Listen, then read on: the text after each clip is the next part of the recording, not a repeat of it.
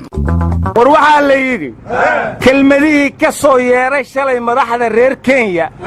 kaxaysiga safiirkiyo didkiyo keenna soo eriga kala goynta xiriir dawligii saacadaha kooban kama kuma samaynina qorshuhu waa ka siiya maage keligeedna maahana cid baa dulun ku kaalmayni karti uma lahaan jirin colkay noo karkariyeene kaneeciyo kadaan wehelisoo kaayan baa jira way waryaa enda baan haban iyo maaniyaangu baan ana may dheega jiray dhuubay dheeray dhalaalsanay adagoo dhaalatile anina koodha dhalee waa dheega jari horta dhaaranay waan walnoodha dhalo hay reed ma intaas indheera lankii huraa huro hubogdaa asalo yaldhari unuley maagan daylio inama kaanya hubogdisa asaladoo hay war aadan saaqo aniga kuma fahmine ma kenya la safat war waxaan idin aayatiin ka dhashaada arladiyo ummadaada ha ku aamini ruuxe ka ilaali dhankaaga ilaahay baan kugu dhasha xaqmiyaysanaahay war farmaajo waa lagu aaminay hadduu ilaalinayo haddii kaletaba war waanti kan iyo tawawacaye annagu haddaan Soomaaliland nahay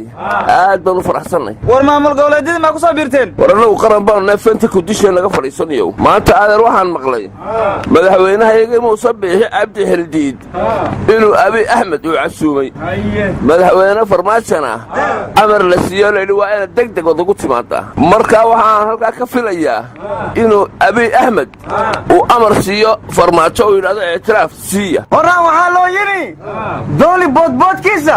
mukulaal xanaajeed way warqowdana warmahay sidee kulankaas bataatan waa beenoobay madaxweyne farmaajana ad isagii ma yaa leeyri muusana isaga qashtay inuu qorshe laga rabaa kaligiis waradeer warmahay sidee waqooyihi laa ha ku tagan sidii shalay xoolihii dad yeeshay war Allah ka cafiyo taasi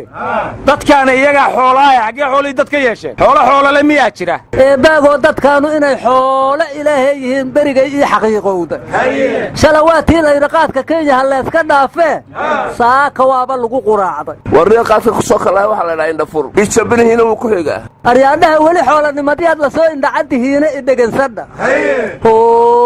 qaadkan hala quuban dahne qof walba maanta qaayisha qaadkan hala quuban dahne qof walba maanta qaayisha war macallinka ahnuug wuxuu yiri waxbay qoloba caadaysataa tan iyo qaabiil uu dawliyaad buu inaga qaadku noo yahay qastigay maraysiya haddii qodihii loo diido waxay kugu qasbaysaa naftani waa qamriga laace bal khasaaraha haddaya barjaa qabar ka joogaay barjaha ku kale kan qud awliyaad baahina qashankan hal iska dhaaf warnimayo Sheekh Mustafa Haruun wuxuu yiri qaadka haddii ganacsatada keentay joojiso hadda dad yar baa ka ganacsadeen markaas dad badan baa keenayo waa soo badanaya wuxuu ku joogsan karaa in dadka cunaahi joojiyaan oo markii la keeno cid kadata la waayo haddana waxa muuqata ganacsatada qaadku markay dhaheen waa joojinaynaa shalay kuwa cusub inay maanta keeneen marka waxa looga nabad gali karaa baalkan talada Sheekh Mustafa in la qaato dadka qaadka cunaahi iska dhaafaan oo aanay gadanba war waxa la yiri nimcoolayda xoolaha ah iyo ninaan xishoonaynin nuurow naqnuuceen iyo naylaha cuna xoolaha nabin qaad ma cunaan naxtin Allah ku gelshay ana dameer iyo soo dhigayo ka dhaarta haraatiri ugu dhifatay wax dameer ka xishooday inaan daanka la taago waa dameer xumaday annabaan iska dayn abdimahado waxaad ilowday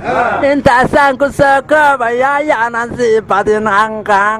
qaadi war Soomaali haddaan nahay gaar ahaan dadka Muqdisho ku nool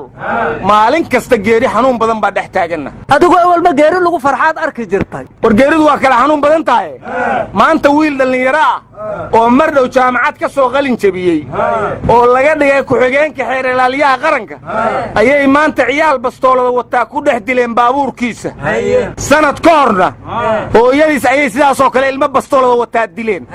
marka maxaa Cabdiraxmaan Allah u naxariistay dalkan qof wax garta iyo qof wax bartay looma ogola war taaliinga ka sheekooyda lan soor laysa faylan kariya ula aragi ya andi lagu gooy loor la ka shiya binaanka la ka gami la goori walaalow dadkan xal laga rabaa warniyow idinka oo dhani ma dilba ku wada xukumantiin wargeegani warsiin haaye oo dhagansada al-Sayyid Sheekh Ahmed Madoobe may baa era jiray awowgooda lugub kollaba dawladan hadalkeeda kuma jirno mareerti dariska la dhowmay leeray faryarjeedi kinyaala walaagi darisa ay wal hamari hatta mardhowmay baanseeda doonay amid madoobe ra'iisul wasaare khayra maylugu faday inoo eleema guuyan ha ka dhowaaya war alla warkii khayra eron inoo saxiix way ara haddii kale kol dhowreed amid madoobe lamitoonagada doona ama nabad inoololaka darsame mismeeli aaw shariif marya maree diyaarihi raabnimo kore wasiingari usoo gaantin heetiyaw warriyadii axmed madooban shalay idiin sheegayo waa rumowday axmed madoobena wuxuu yidhi annaga iyo kenya xiriirkeenna cid joojin kartaa ma jirto waryaa wiliba riyiidya ka jirta warkaada sheegaas alsayid axmed madoobe ma erneba aryaadhaha madaxweyne waare xeelad cusubow keenay baarlamaankina ayaan taambuuqay wadaan markay dhahaan waa shiraynaa golihii wasiirradoo dhammaan xildhibaanahow isugu yeeraa aasow shir kale u qabtaa xildhibaanadana sidaasaa kooramkoorii ku basbeela asay shibiska dhahaan waara runtiis way lankii hoogkoo dhow hunsulali ku jibiye waa leere horaan waxaa loo yidhi luuqluuq maro laasiman laamiglas imaaha war naga tago xaasmahena war jiraaba cakaarow imaaha hay aheed war ra'iisul wasaare khayra wuxuu amarka siiyey waa golihiisa wasiirrada wuxuuna yidhi wasaarad heshiis caalamiga geli karta ma jirto amar la'aan shaqa aanan loo fasixin wasiirkii qabtaa isaga ayaa ka jawaabi doona xukuumadda nabad iyo nololna marnaba ma ogolaanayso isbarbaryaca shaqo mudane ra'iisul wasaare afka bata uleesma leh war wasiirka ganacsiga maareeye oo madow burca ka soo dhoofiyo muqdisho ka soo dejinayo ra'iisul wasaaruhu ma loog yahay wudaarti ino niin iib jee ka ogaynima oomo ma ka ogayn una war wasiir maareeye somalilan hoosooseemo wadda madax bannaan u dhigaya waa tuu yidhi wax soo saarka dalka inaan dibadda u dhoofinaan rabnaaye dibaddiima waxay noqotay inuu wooyi ka soo dhoofiyo koonfur keeno waradeer warshadaha somalilan wax soo saarkoodu aad buu u batay in dabadda loo dhoofiyana kama maarmaynaba arwaa la hoogayaa burca miyaa banaadir dibad u naqata haddana horta bayle ma og yaho canshuur ma ka qaadaa array canshuur bayle bakaarow ka qaadaa heboorama kama qaadee shib naga dheh warnimiyaw madawiinayga kan lafta garan wasiiradiisu magacaabay baarlamaanka horsheenay masdhudhumeen war kenya jawaabtii soomaaliya siisay ma aqbasha horta war waa qaldan tahaye nin xaaskaaga rabaa gabadhaada kuma qanco war kenya waxay ka baqaysaa maxkamadda caalamiga fagaaraheeda inay ku ceebowdo marka oo soo seeratay in badda loogu fasax war kenya hadday fagaaraha ku ceebowday war nin macallin jaamacadeed oo kenyaatiya wuxuu yidhi kenya soomaaliya lama diriri karto sababtoo ah kenya waxay leedahay ciidan iyo shacab soomaaliya ayada dhan baa ciidana yaa taas ewalan hore ugu sheegna ma aqligay ka xaaran yihiin baranbare mana buubi doonto baalkaaga bilaash war doore kiiw gurtorifawka kolijeedway isan kiiw lamaayin dhashin jeesheendhadoyte waana kugadado haytan war idinkaas ku dhex yaacee maxaa kenya ka qaban kartaan annagoon qaadka iska qaban kenya iskama qaban karno horaan waxaa loo yidhi khashinkii qaaciis waadlaquba qaadkoon la joojin waa qaawanahay dhatagna garashna mahaysan unaga qaatan isku dhaafna dhaafa ama ha dhaafin erdoon laga taga